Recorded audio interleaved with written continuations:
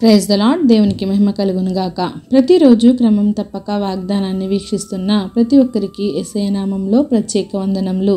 Subscribe చేసుకుని అనేక మందికి షేర్ చేసి దేవుని మాటల ద్వారా బలపరచండి.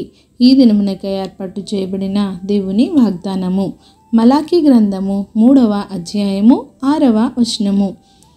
యెహోవానైన నేను మార్పు లేని వాడను గనుక యాకోబు సంతతి వారైన మీరు లయము కాలేదు.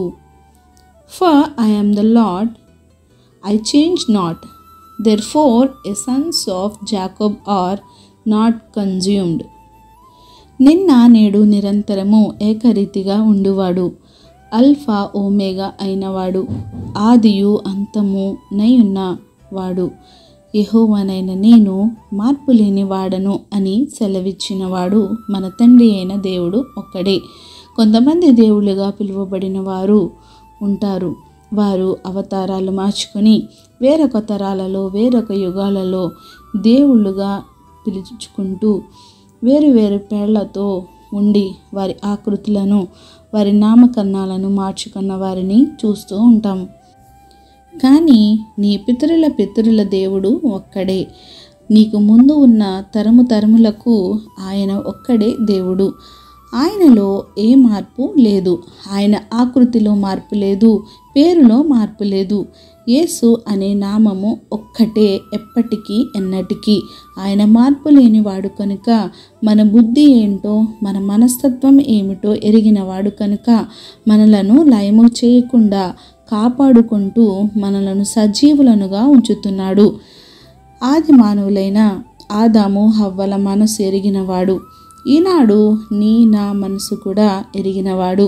దేవుడు చెప్పిన మాట వినకుండా ఇష్టానుసారముగా జీవించేటువంటి వారము అని దేవునికి బహుబాగుగా తెలుసు.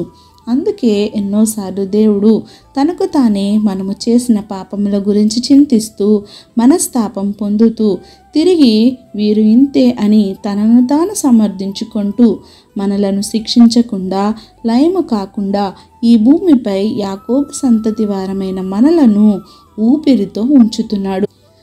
ఆయనకు ఎన్నిసార్లు కోపము రేపినా, ఆయనను ఎంతగా బాధించినా దుఃఖపెట్టినా ఆయనకు మనపైన ఉన్న అపారమైన ప్రేమే కారణం.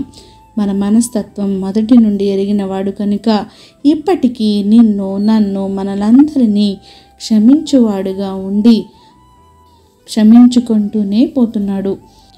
ఈ కొద్ది మాటలు దేవుడు దీవించునుగాక. ఆమేన్. చిన్ని ప్రార్థన. సకల ఆశీర్వాదాలకు కారణభూతుడైన మా ప్రియ పరలోకపు తండ్రి, మీరిచ్చిన వాగ్దానంకై వందనాలు దేవా. ఎవరైతే ఈ వాగ్దానాన్ని విన్నారో వినిన వాక్య ప్రకారం వారి జీవితాన్ని సరిచేసుకొని నైనా వారి హృదయాలలో ఒక్కసారి పరీక్షించుకొని నీకు ఇష్టానుసారమైన జీవితాన్ని జీవించే కృపను ప్రతి ఒక్కరికి దయచేయండి దేవా. అవును ప్రభువా, నిన్న నేడు ఏకరీతిగా ఉన్నవాడవు, అల్ఫా ఓమేగా ఉన్నవాడవు తండ్రి. నాయన సమస్తము ఎరిగిన వాడవు తండ్రి.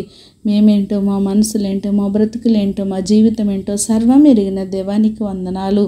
నాయన నీకు ఇష్టమైన జీవితాన్ని జీవించే బిడ్డలుగా మమ్మల్ని ఉంచండి. ప్రార్థన అవస్థకున్న ప్రతి ఒక్క బిడ్డని సమయంలో జ్ఞాపకం చేసుకోండి.